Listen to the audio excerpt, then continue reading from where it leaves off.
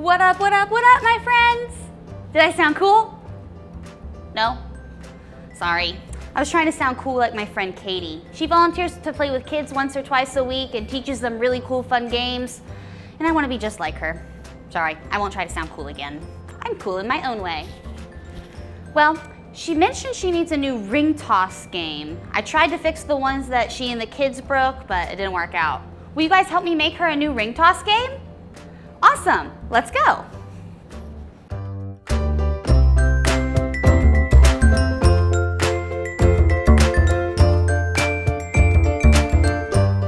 Before we get started on our project, let's go over the Tinker Fairy safety rules. Rule number 1, we need to always wear our snazzy safety glasses. Rule number 2, we need to make sure we have a grown-up nearby to help us with our project and to keep us safe. And rule number 3, we need to clean up our project whenever we're done. Now let's get started.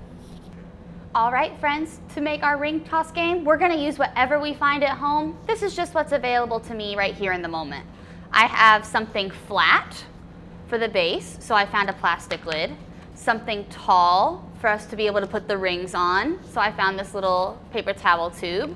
And then for the rings, we need something that's round. So I thought I could get some pipe cleaners and make it round. And then to make sure they have a little bit more weight, I found these pop tabs that we can add to them. So again, this is just what I have in the Tinker Factory. Feel free to use whatever you have at home.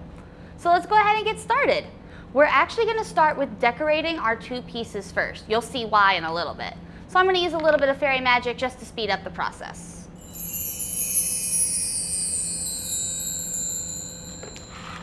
Nice, these look really cool. All right, so our pieces are decorated. Let's go ahead and tape them together.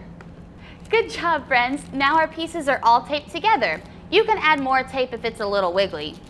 Mine's a little wiggly, so I might add tape later myself. But let's go ahead and move on to the rings for our ring toss set. This is one that I made earlier just to kind of figure out how it worked. So this is what we're gonna make. We're gonna take our pipe cleaner and we're gonna start weaving it in our pop tabs. So we're just gonna put it in one side of the pop tab because they have 2 holes, and then we'll just bend it right back into the other. And then push it down, and it makes this little pattern. So we're gonna do that for the entirety of the pipe cleaner. All right, so we have little tiny bits left here on the end, and we're going to twist them together.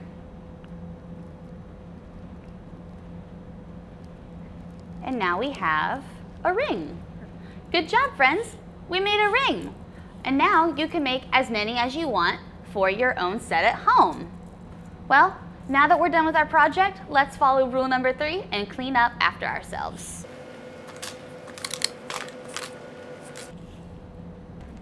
All right, friends, now that we've finished our game, it's only fair we test it out, right? So let's give it a try.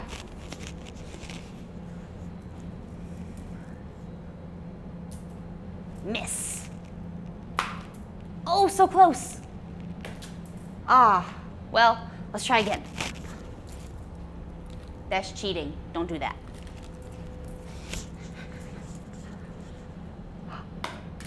So close.